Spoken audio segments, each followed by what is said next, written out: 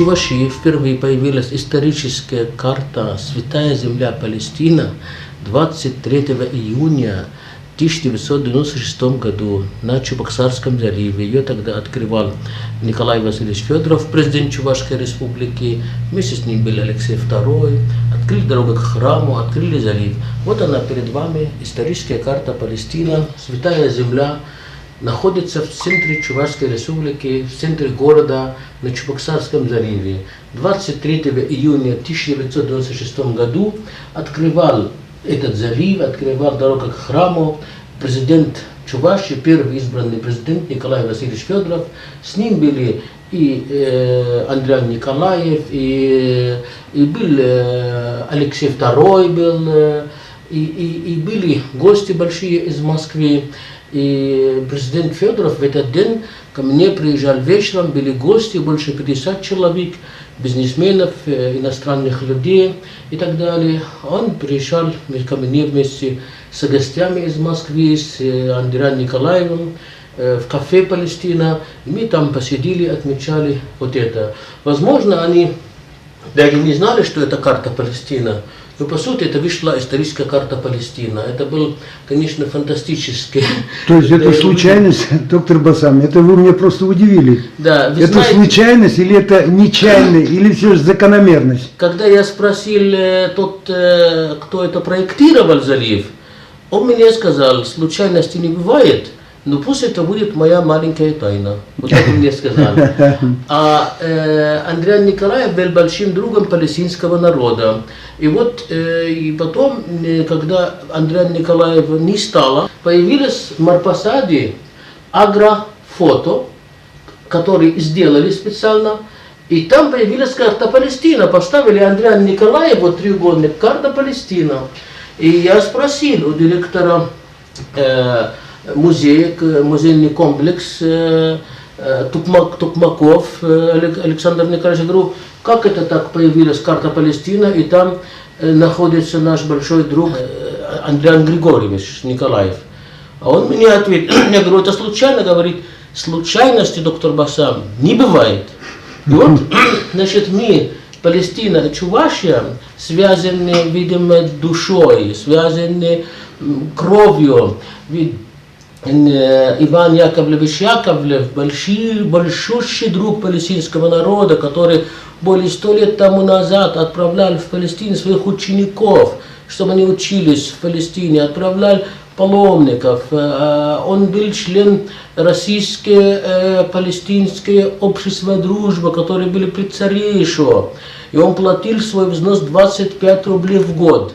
Понимаете, наше отношение Палестины и России начинается более 1000 лет. А с Чувашией тоже они древние, хорошие, добрые. Вольно-невольно мы что-то делаем и чувствуем вот себя, как говорится, что делаем одно дело. У нас даже, когда приехал президент Палестины Махмуд Аббас, это первый президент в истории Чувашии, который посетил ее, когда ему показывали в Национальном музее чувашская вышивка, он сказал, нет, это палестинская вышивка. Как? У нас 1000 лет эта вышивка, значит, что-то общее между нашим народом было.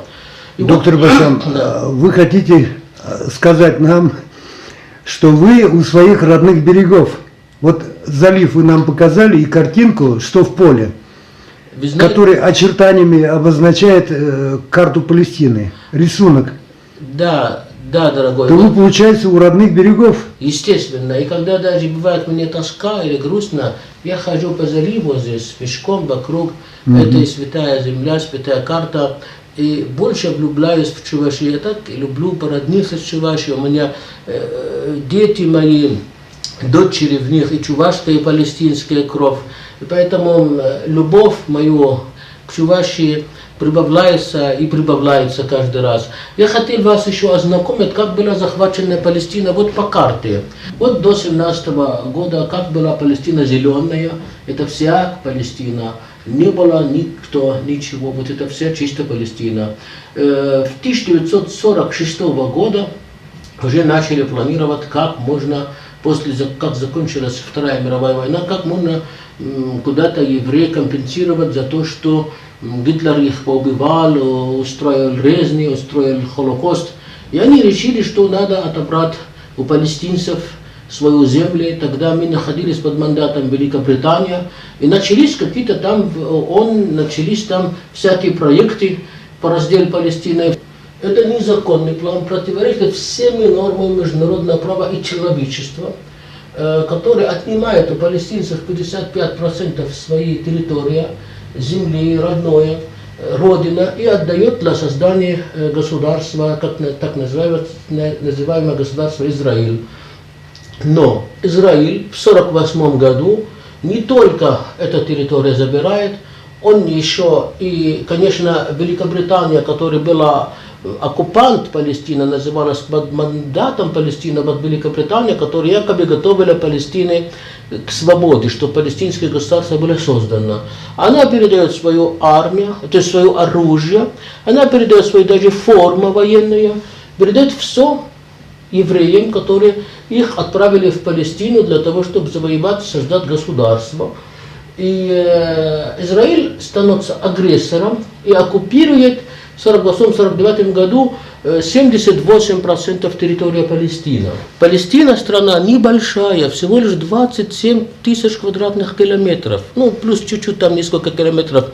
И сама республика автономная, еврейская в России, больше, чем историческая Палестина, 36 тысяч квадратных километров, Биробиджан, автономный еврейский округ, вот их республика, вот их государство, вот сами и живут в эту республику. Но получается, что они еще одно государство за счет другого народа, за счет палестинского, за счет моего народа. И что в результате? Получается, в 1948 году, в 1949 они захватили большую часть, а в 1967 году Израиль опять становится агрессором и захватывает полностью оставшиеся 5600 квадратных километров в Палестине, в том числе мой город Газа, где я родился, где я вырос, где я жил. И дальше он и захватывает Синайский полуостров, и захватывает часть Иордания, и захватывает часть Сирии, и часть Ливана, то есть агрессия. А потом он строит поселение, чтобы на этих даже территориях, которые в 1967 году, вот зеленый вид, как уменьшается, строит поселение и селит своих там вот эти места синие или темные, вот это поселение. И превращает, как раковый опухоль, он расширяется в Палестине так, что у нас не остается земли, где жить. То есть мы сейчас где-то на 1000 квадратов живут около 5 или 6 миллионов палестинцев. А в изгнании находится более 12 миллионов. Они не могут возвращаться домой, не могут возвращаться на родину уже более 72 года. Это трагедия, страшнейшая трагедия. А здесь последняя карта с вопросом: Палестина когда вернется свободная? Вот, потому что надежда не должна теряться никогда. Надежда должна жить, и мы должны всегда при надежде жить. Вот поэтому просто если бы Палестина была участником Второй мировой войны, мы бы сказали, возможно, Гитлер же не палестинец, не Палестина же напала на евреев. Германия напала. Пожалуйста, наказывайте Германию. Наказывайте Гитлера, отдайте Германию для создания государства для евреев. Соберите их там. Причем тут палестинский народ? Мы вообще, мы мирный народ. Всю историю принимали всех народов мира, всех гостей. У нас святыни, у нас в нашей земле родился Иисус Христос. Палестина – это место мира, добра, хорошее отношение к людям. Зачем ее завязали с такой войной, захватили, превратили ее народ в беженцев, в изгнание. Люди, которые родились, им было 1 год в 1948 году, сегодня им 73, 74, 75 лет. И они находятся до сих пор в лагерях беженцев в Иордании, далеко от своих родных городов в Палестине, 25-30 километров, встанут на горах, видят они свою деревню, свой город, их туда не пускают. Израиль уничтожил более 400 городов и деревень Палестины, вся земля их стер. Израиль меняет название городов, название деревень палестинских, он строит там поселения, он полностью уничтожает палестинская история, палестинская культура, как будто ее не было. И только То там... есть все равняется бульдозером? Абсолютно. И строят там новые как дома, новые, это самое для евреев, для Израиля. Израиль захватил 98% водные ресурсы Палестины. То есть в Палестине все ресурсы находятся, газ палестинский, нефть палестинский, он скачивает и продает. Это ворованные у палестинского народа. Палестинские сады цитрусовые, апельсиновые, яблоки, палестинские сады инжиры, финики, и поставляет в мире, как будто это его производство. Это же уворовано у палестинского народа. Мы, палестинцы, хотим вернуться к своей родине, хотим, чтобы наша родина была свободной, хотим жить, как все люди земли, как вы, чуваши. Неужели вы согласитесь, чтобы Чебоксары взяли и отобрали у вас, и сделали его, допустим, другое название дали, выгнали ваш народ в другом месте? Ведь разница между родиной и какой-то участок земли или недвижимость, это родина, там наши кости, наши корни. Могил даже ваших предков. Они скверняют могилы, строят на них парки, сады, дискотеки и так далее, мечети. Они превращают тоже в дискотеки, в развлекательные центры, церкви, превращают в каких-то, держат там животных. Это полностью издевательство над человеческих чувств. Понимаете, я не могу увидеть маму уже почти 22 года. Что за бесчеловечность? Мой город окружен, оккупирован, в блокаде город Газа. Я не могу свою маму увидеть. То есть вы свою родную, или точнее на родину, к себе, или своим близким не можете общаться? Уже 22 года не могу. Не могу туда попасть. Не пускают. Не пускают. Не пускают. Это же очень, это страшная трагедия. За что? За что это наказание палестинскому народу? Палестина, повторяю, не была участником ни одной войны, ни Первая, ни Вторая мировая война. Мы никому никогда, ни на кого никогда не нападали. Почему мы должны стать жертвой агрессии Гитлера против евреев в мире? Мы здесь при чем? Еще раз повторяю, отдайте им Германию, а палестинцы должны вернуться к себе на родину. Палестинские беженцы имеют право жить у себя, рядом с могилой родителей, дедов, прадедов. Они имеют право выращивать на свою землю, имеют право в своих домов жить. Это же несправедливость. И как сказала Асия Абдул-Хади, палестинский писатель, который жила трагедия, который недавно выпустила свою книгу «Любовь и хлеб», мир, люди, народы мира, не допускайте никогда в жизни, чтобы произошло с каким бы то ни было другим народом то, что было сделано с палестинским народом. Это страшная трагедия, это на словах никогда невозможно и они описать или что-то сказать. Палестина на сегодняшний день – это совесть. Когда смотришь на мир, когда смотришь люди, если человек за справедливость, он не может быть против прав палестинского народа на свободу и возвращение на законных своих земель на родину. Вот Палестина – это экзамен для всего человечества, где есть экзамен на прочность человеческой жизни. На прочность, на совесть. Прочность характера народа. И сегодняшнее даже состояние России вот, как бы ставит сомнение, насколько мы крепки, насколько мы прочны как народ России. Да. Понимаете, не случайно руководители России часто выступают и говорят, что защита палестинского народа, защищая его права, это защита русского народа, защита россиян. Да. Это и уважаемый Лев Пантелеич Кураков об этом говорил. Мы, защищая палестинцев, себя защищаем, чтобы с нами никогда такого не было. Мы должны защищать, вернуть им свои права.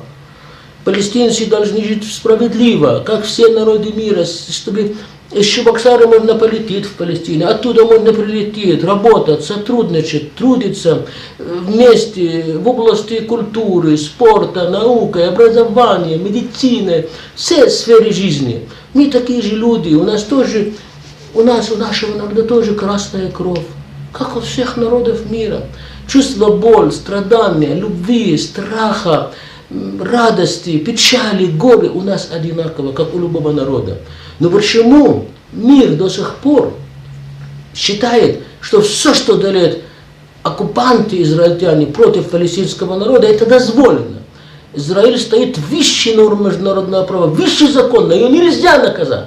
Никто не наказывает ее за все преступления, за все геноциды, за Дер-Ясин, которые уничтожили полностью деревни палестинской Дер-Ясин, убили и женщин, и детей, и беременных женщин, и потом бульдозером и на них прошли, и чтобы не было смели и земли на них, и чтобы не было никаких следов, и построили на этом месте израильские поселения. И представляете, какая человечность это.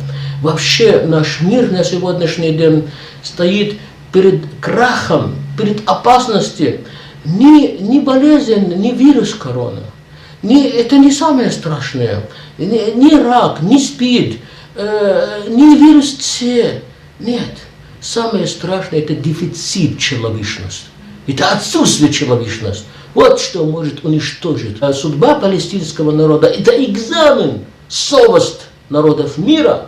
Да, это экзамен перед ними. Насколько они имеют человечность, насколько у них совесть жива.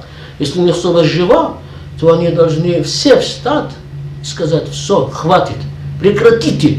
Этот народ должен жить на свою землю, на свою родину. Если не жить на свою родину, тогда где палестинцам жить? Куда им ехать? Да.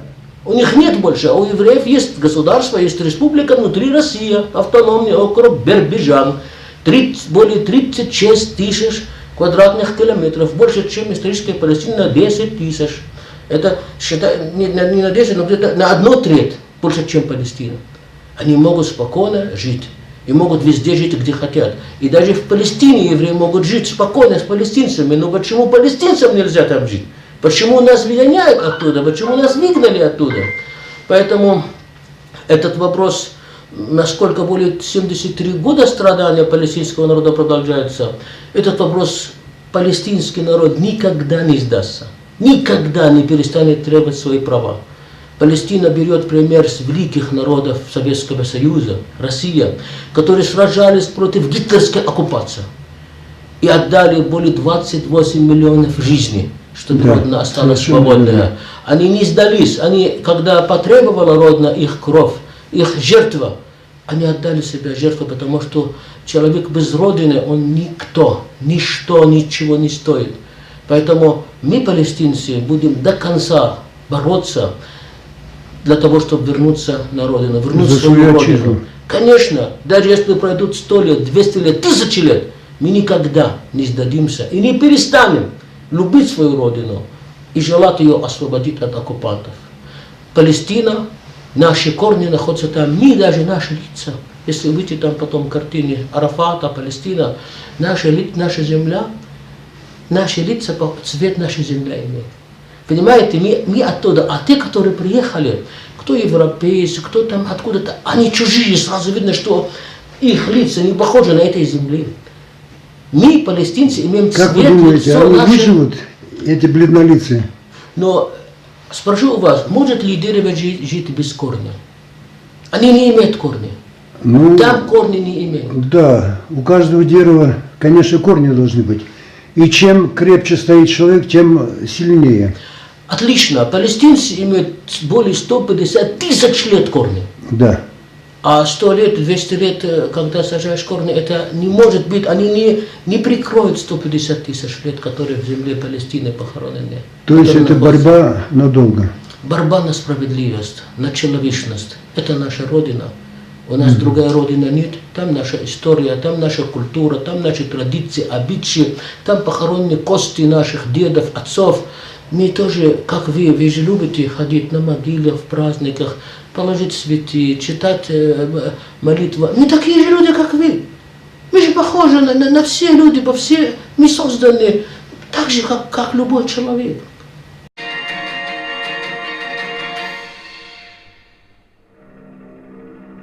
Палестина. Сектор Газа. Война с Израилем здесь не прекращается вот уже несколько лет.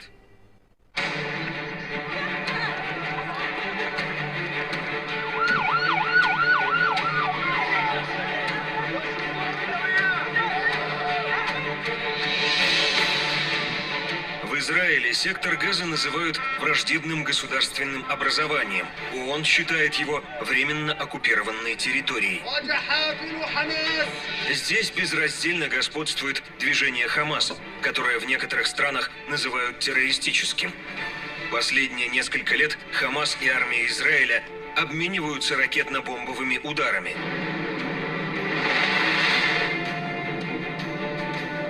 Израильская армия полностью блокирует сектор Газа, а авиация регулярно бомбит палестинские города.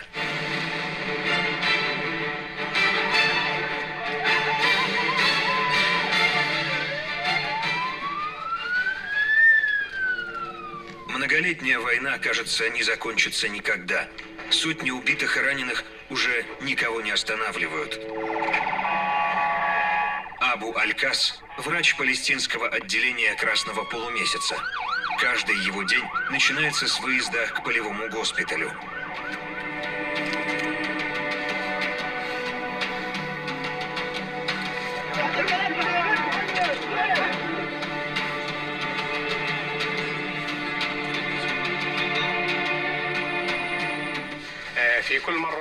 Каждый раз к нам поступает большое количество раненых. Мы им оказываем первую помощь теми средствами, которые у нас есть, а затем переправляем их в местные больницы. Столкновения между палестинцами и израильтянами происходят циклично. Одна арабская интифада, то есть восстание, сменяет другую. В ответ израильская армия проводит операции с устрашающими названиями. Последняя интифада Аль-Аксы началась в 2000 году и унесла жизни 1500 палестинцев. Сейчас новый виток противостояния. Посмотри, как их там зажали. И самое важное, когда они начнут выпускать газ, надо уходить куда-нибудь повыше и не спускаться. Во время Второй мировой так было. И в Ирано-Иракской войне то же самое. Газ опустился вниз, и все погибли.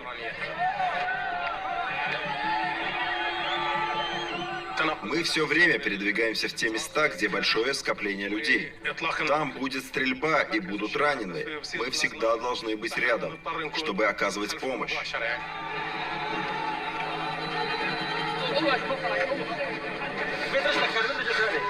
Выпрями ногу. Все хорошо. Подержи вот это. Держи его ногу. Все, оставь вот так. Точкой отсчета конфликта считают декларацию Бальфура. В 1917-м англичане дают добро на создание в Палестине очага еврейского народа.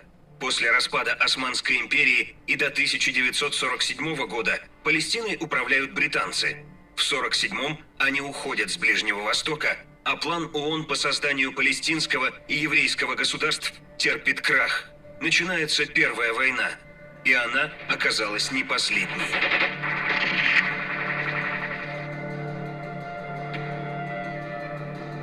После Первой арабо-израильской войны евреи выгнали многих палестинцев из их домов. Лагерь беженцев Аль-Аруб основан в 1948 году. Первые поселенцы жили здесь в палатках, рассчитывая в скором времени вернуться в родные города. Изначально лагерь был рассчитан на 2000 жителей, а сейчас здесь живет 12 тысяч человек. Ахмед говорит, что израильские солдаты полностью контролируют лагерь и могут внезапно перекрыть единственный выезд. Ни машины, ни люди. Никто не войдет, никто не выйдет. Точно так же, как лагерь Аль-Аруб, вся Палестина перекрыта израильскими шлагбаумами. Даже палестинские полицейские не имеют права ездить по всем дорогам. Израиль полностью контролирует все их перемещения. 4-5. Центральный. Выезжаем. Эти дороги находятся под израильским контролем. Зона Си. Здесь мы ничего не можем делать без согласования с Израилем. Хотя вокруг находятся арабские районы, палестинские районы. Перед каждым блокпостом израильской армии палестинские полицейские обязаны снять с себя форму. Таково требование израильских властей, которое эти офицеры считают унизительным. Мигалки тоже должны быть закрытыми, а я переоделся в гражданскую одежду. Это освобождает нас от многих проблем. Поэтому сейчас мы проедем в таком виде, а уже после контрольного пункта переоденемся обратно в форму.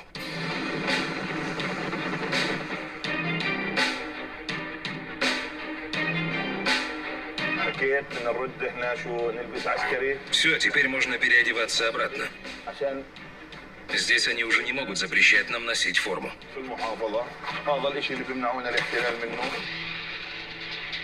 Каждая война на этой земле имеет свое название. Шестидневная война 1967-го, война на истощение в 69-м, война судного дня в 73-м. Арабы нападали на Израиль, Израиль нападал на арабов. В результате военных поражений палестинцы теряли территории, а Иерусалим перешел под полный контроль Израиля.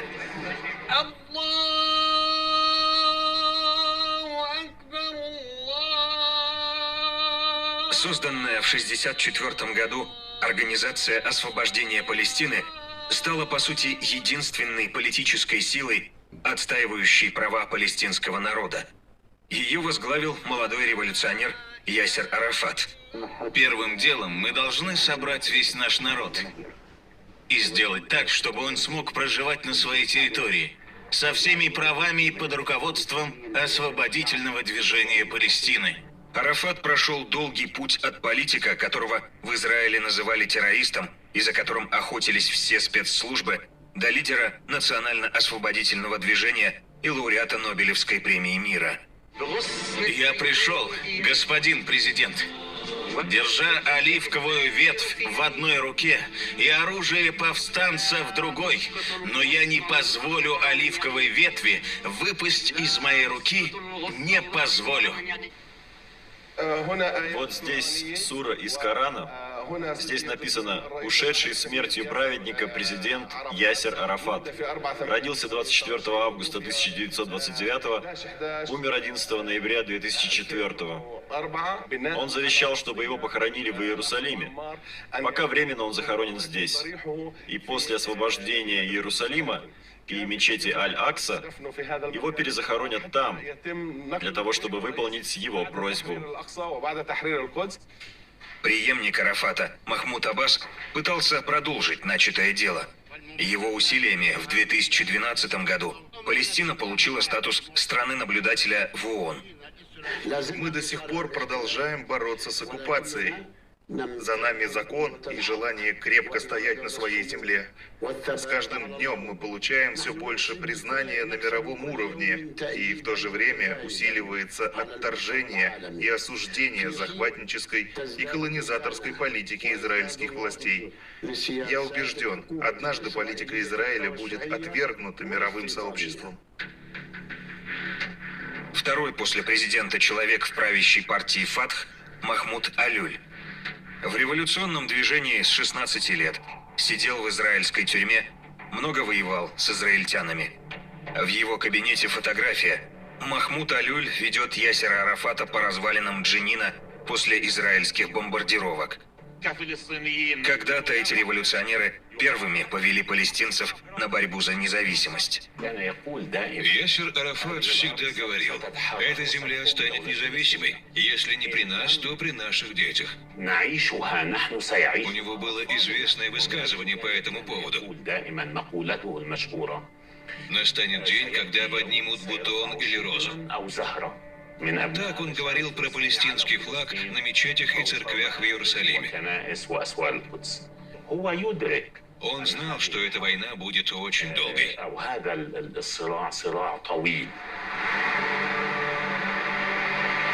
Раннее утро в палестинской деревне Атара.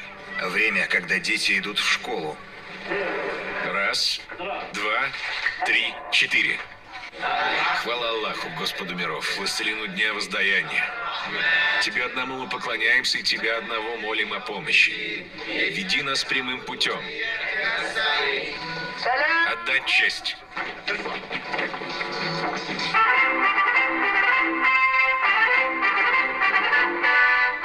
Да здравствует независимая Палестина!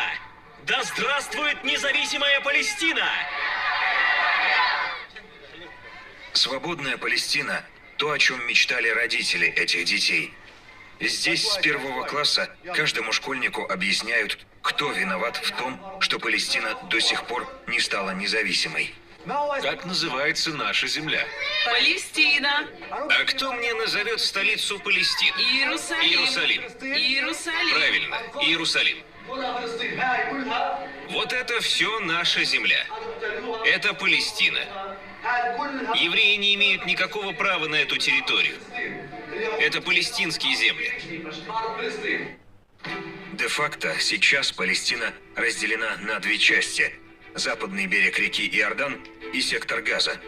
Официальная власть, с которой Израиль ведет переговоры, находится на западном берегу, во временной столице в Рамале.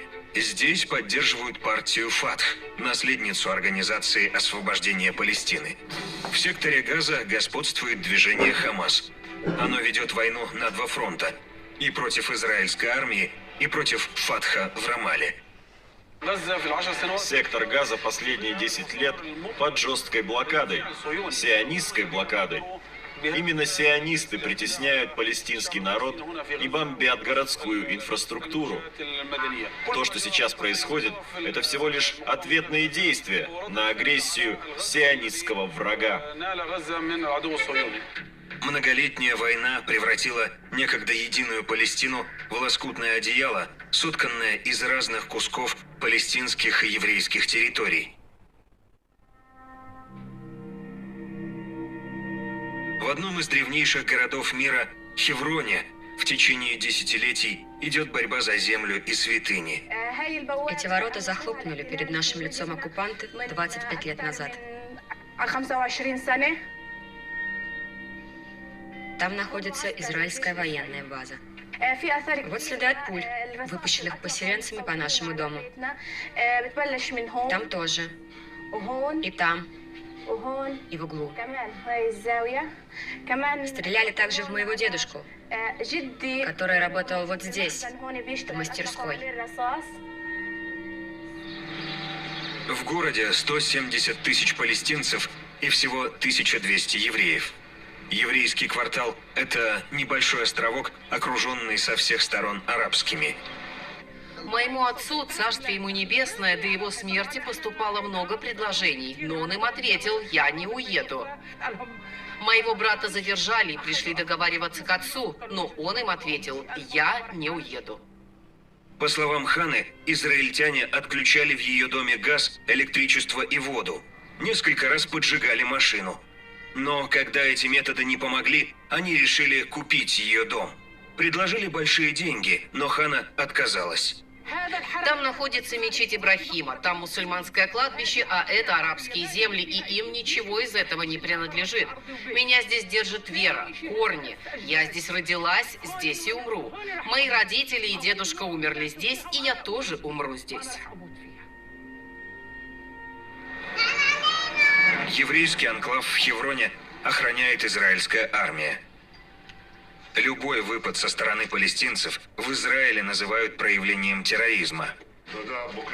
Мы ведем длительную борьбу с терроризмом. В этой борьбе были взлеты и падения. Мы применяем многочисленные разнообразные меры, включая превентивные, которые мы использовали раньше. Набор этих мер включает введение комендантского часа на всей территории Хеврона, а это 700 тысяч человек, аннулирование разрешений на работу в Израиле жителям деревни, из которой вышли террористы.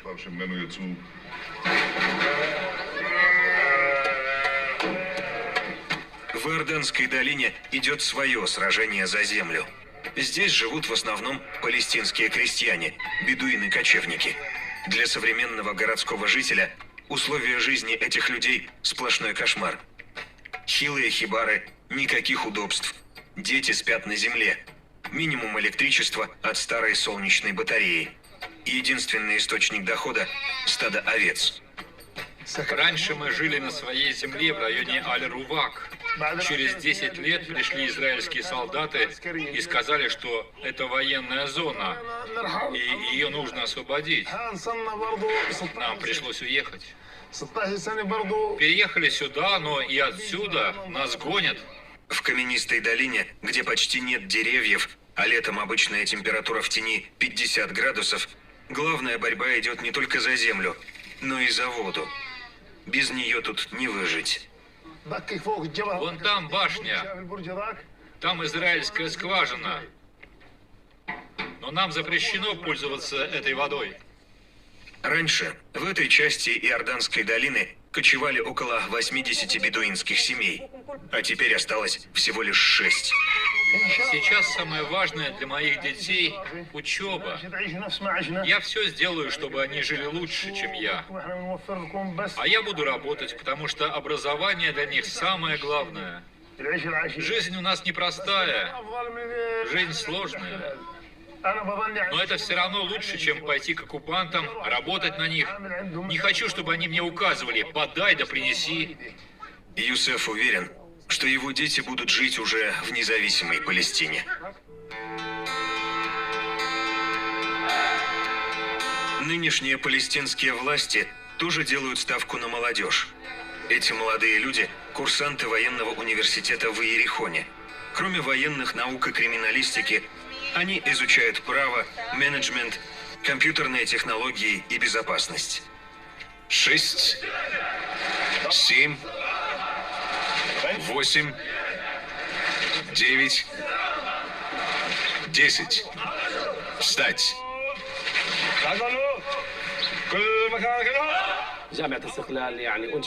Университет был создан для подготовки военных кадров, способных в будущем обеспечивать безопасность государства. Мы можем получить международное признание только благодаря имеющейся на палестинской земле инфраструктуре. Я изучаю английский язык и иврит. С детства мечтала быть военной. Армия очень важна для Палестины, как для оккупированной страны.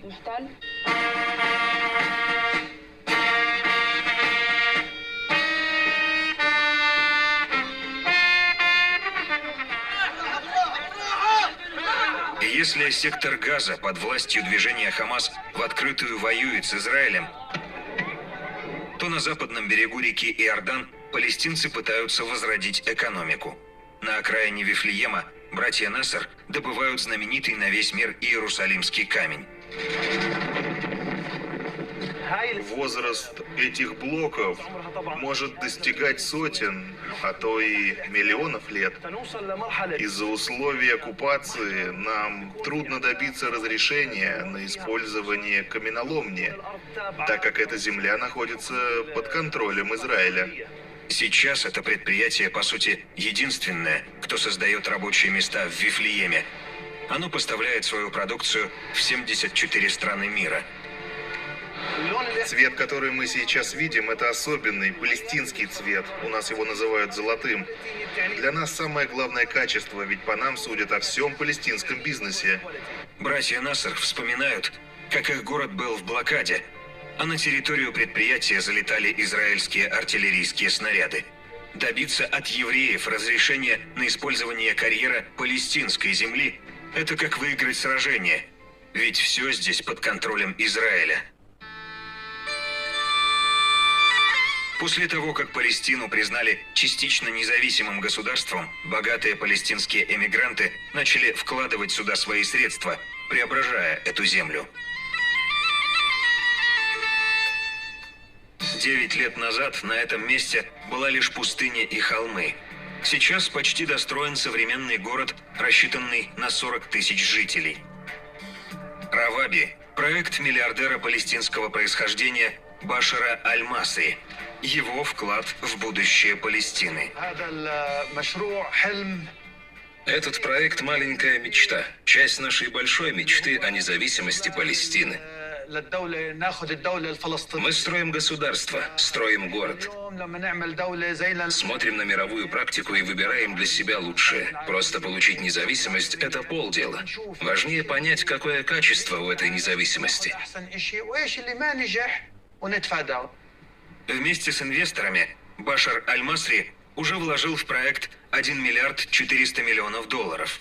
В ближайшие годы общая стоимость его мечты может еще повыситься до 3-4 миллиардов. Но он говорит, что деньги здесь не главное. Башар хочет показать палестинцам, что они могут жить по-другому, как свободные люди в независимой стране.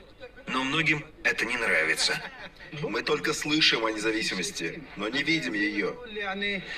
Мы сделали свой первый шаг и все. Официальной независимости нет. У нас многие говорят так. Все слишком затянулось.